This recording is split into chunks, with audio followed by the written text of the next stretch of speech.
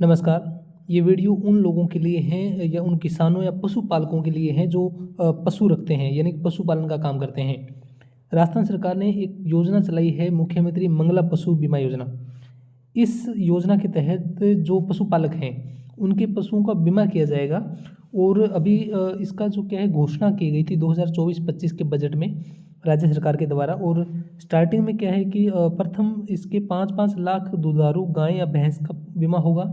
इसके साथ 5-5 लाख भेड़ या बकरी का, 1 लाख ऊँटों का पशु का बीमा किया जाना है, जिसमें लगभग 400 करोड़ रुपए का जो खर्चा है वो वह होना प्रस्तावित है। अब इसमें है क्या कि इनका जो निर्धारण है, कीमत का निर्धारण क्या होगा। जैसे किसी के पास गाय है तो प्रतिदिन वो कितना लीटर दूध देती है, तो उसके हिसाब से 3,000 रुपये प्रति लीटर उसका बीमा होगा। जैसे 6 लीटर दूध है किसी पशु के प्रतिदिन का, तो 18,000 रुपये उसका मिनिमम बीमा होगा। उसकी मृत्यु पर अधिकतम 40,000 रुपये मिलेंगे गाय पर। और इसी तरीके से भैंस की मृत्यु हो जाती है तो 40,000 रुपये, बकरी यदि मादा है तो 4,000 रुपये, भेड़ मादा है तो 4,000 रुपये, और ऊँट यदि नर है चाहे मादा है उसकी मृत्यु पर अधिकतम 40,000 रुपये का बीमा कवर जो है उनको मिलेगा। और इसमें कोई भी जो बीमे की राशि है यानी कि बीमा करवाने के लिए कोई राशि किसी किसान को या पशुपालक को नहीं देनी है।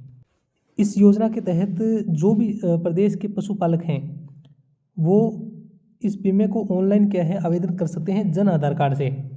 साथ में जो पशुपालक हैं जिनके पास गोपाल क्रेडिट कार्ड या फिर लखपति दीदी पशुपालकों में चयनित हैं, यानी ये दोनों ही जो हैं योजनाएं पहले से चली आ रही है। गोपाल क्रेडिट कार्ड और लखपति दीदी ये एक तरीके से लोन की स्कीम है। यदि इस स्कीम के तहत कोई है पशुपालक हैं तो उनको पहले चयन किया जाएगा।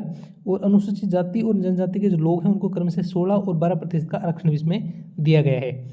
जिन पशुओं के टैग है, हमें पता है कि आजकल पशुओं के टैग लगते हैं जिनको एक यूनिक आईडी दी जाती है जिसमें लगभग पूरा डेटा जो है पशु का रहता है। तो यदि नहीं है तो आप अपने पशु चिकित्सालय, ग्राम पंचायत स्तर पर या जहाँ भी टैग के बारे में आप जानकारी ले सकते हैं, लगवा सकते हैं। तो ये अनिवार्य है बीमा के लिए। चयनित पशुपालक के लिए अधिकतम 2 दुधारू पशु, चाहे गाय हो चाहे भैंस हो, 10 बकरी, 10 भेड़, 1 ऊँट का निःशुल्क बीमा किया जाना है। यह बीमा 1 वर्ष के लिए मान्य होगा और कोई इसमें प्रीमियम देने की आवश्यकता नहीं है। आवेदन करने के बाद क्या है कि राज्य बीमा एवं प्रावधायी निधि विभाग के द्वारा क्या किया जाएगा, विभाग चयनित पशुपालकों के पशुओं का बीमा कराने के लिए प्रत्येक ग्राम पंचायत राजस्व ग्राम हेतु तिथिवार कार्यक्रम निर्धारित करेगा। उसके आधार पे जो पशुपालकों का बीमा किया जाना है उसकी एसएमएस की सूचना जो है एसएमएस के या फिर अन्य माध्यमों से दे दी जाएगी ग्रामवासियों को, या जो भी पशुपालक है या जो भी राजस्व ग्राम के अधिकारी हैं उनके द्वारा इस सूचना को प्रेषित किया जाएगा कि इस तारीख को इस गाँव में बीमा किया जाना है।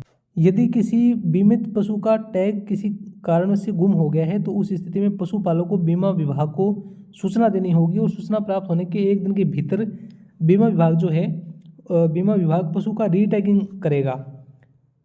तो ये पूरी जानकारी आप इसमें देख सकते हैं या नज़दीकी अपने पशु चिकित्सालय में जाके जानकारी पूरी ले सकते हैं। और साथ में यदि किसी पशु की मृत्यु हो जाती है तो 21 कार्य दिवस के भीतर उनकी जो मृत बीमित पशु की जो दावा राशि है वो करनी है।